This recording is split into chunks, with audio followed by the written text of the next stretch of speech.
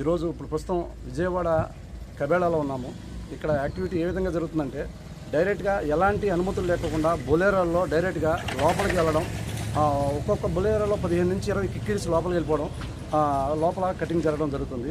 మేమంతా బాగా చూస్తున్నాము. యానిమల్ హస్బెండరీ నగరపాలక సంస్థ విఎంసి విజయవాడ మున్సిపల్ కార్పొరేషన్ సంస్థ మేము బాగా చూస్తున్నాము, బాగా చేస్తున్నామని ఇదివరకే హామీలు ఇవ్వడం జరిగింది. కనీసం ఈ రోజు కూడా లేదు. లోపల వెహికల్ ఉందండి, బొలేరో వెహికల్లో సుమారుగా 15 నుంచి 20 వచ్చాయి. వాడిని గన్నవరం నుంచి మేము ఫాలోఅప్ చేస్తుంటే విపరీతంగా అటు ఇటు క్రాస్ చేసుకుంటూ వచ్చేసి డైరెక్ట్గా వాడు రాగానే డైరెక్ట్గా గేట్ తీస్తుంది. ప్రస్తుతం డ్యూటీలో కూడా డాక్టర్ కూడా లేకుండా పోయింది. మేము పోలీసు వారికి సమాచారం చేశాము. వారు వచ్చి ఇక్కడే ఉన్నారు, భవానీపురం పిఎస్ నుంచి.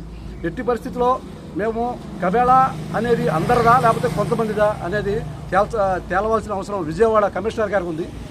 ఎట్టి పరిస్థితిలో కూడా ఇప్పుడు మొన్న డిజిటల్ సంబంధించి సర్టిఫికేట్లు రెడీ అవుతున్నాయి.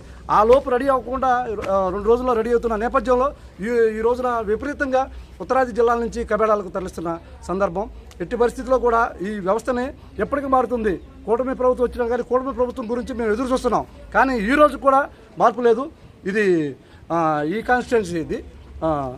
తప్పనిసరిగా ఈ మూగజీవాలకు న్యాయం చేయాలని కోరుకుంటూ జై శ్రీరామ్, జై గోమాత.